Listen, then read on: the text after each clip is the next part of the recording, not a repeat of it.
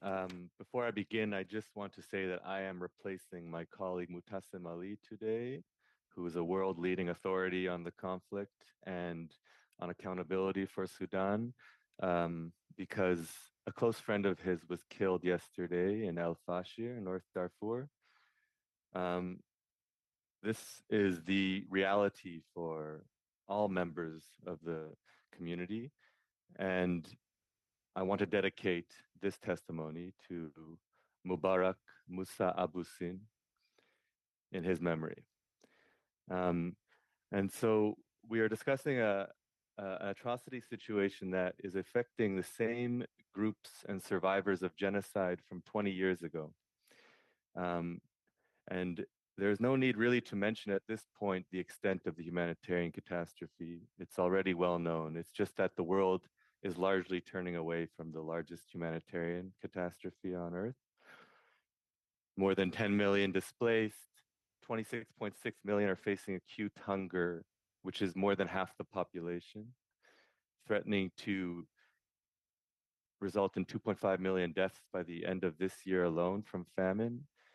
And by next year, we may witness the largest mass starvation, largest amount of deaths from starvation we've ever seen in our lifetime. Some even estimating up to 12 or 13 million by next year under these current conditions. So we have no time to waste as the conflict continues.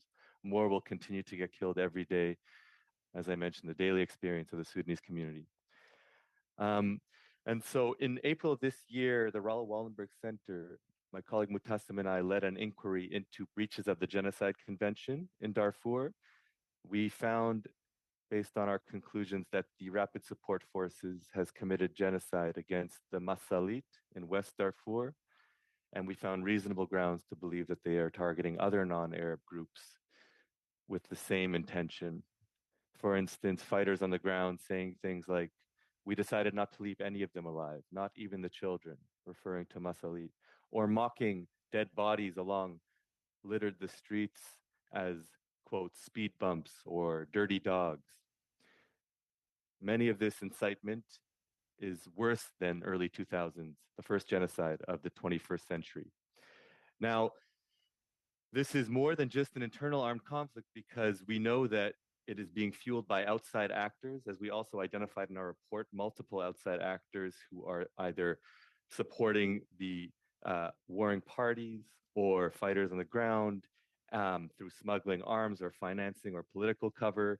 And the UAE is the largest backer, most notorious, and it was just confirmed not only by the New York Times investigation, but other sources, including the UN panel of experts, Amnesty, and other investigators, that the UAE is smuggling arms through Chad, heavy weaponry, drones, and there are even hundreds of thousands of mercenaries who have been reported as fighting alongside the RSF, foreign mercenaries. So this is very much funded by and fueled by outside actors as well.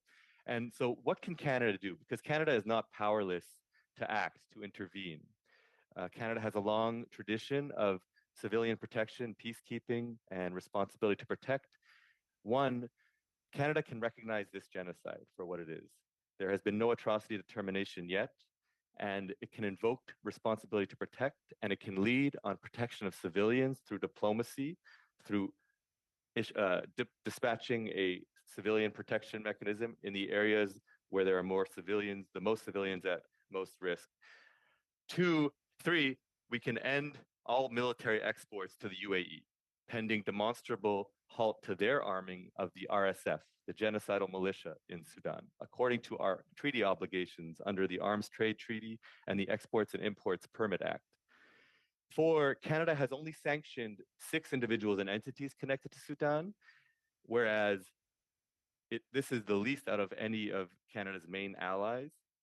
It has yet to sanction 10 of the entities based in Sudan or the UAE that the US has already sanctioned and that others have sanctioned.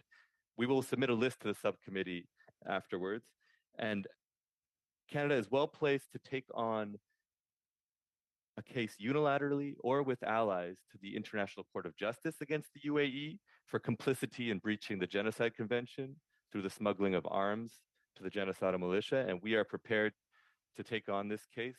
We have pleadings already prepared and drafted. Canada's immigration policy must respond to this unprecedented emergency and speed up the processing times to save at least some of the millions of Sudanese people displaced by this conflict. Not a single Sudanese displaced person has been resettled since the financially burdensome program has been introduced in February, capped at 3,250 people. By contrast, as soon as Russia's war of aggression broke out, Canada launched an emergency family reunification program for Ukraine without eligibility or financial requirements and has approved nearly 1 million applications under this program.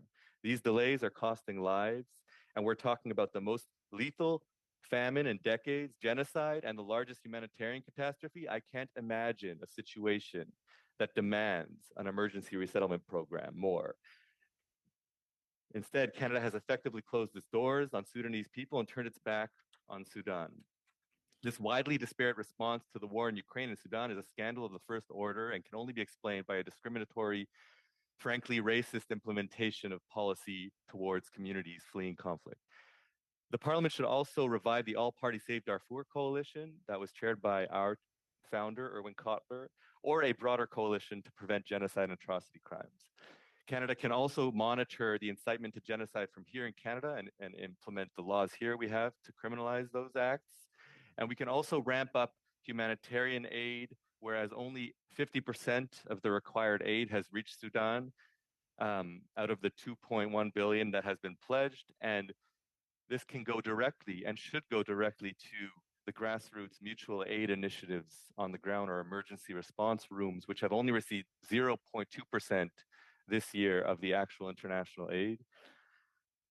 Canada can lead on all of these fronts and more. Thank you so much for your time, and I look forward to the questions.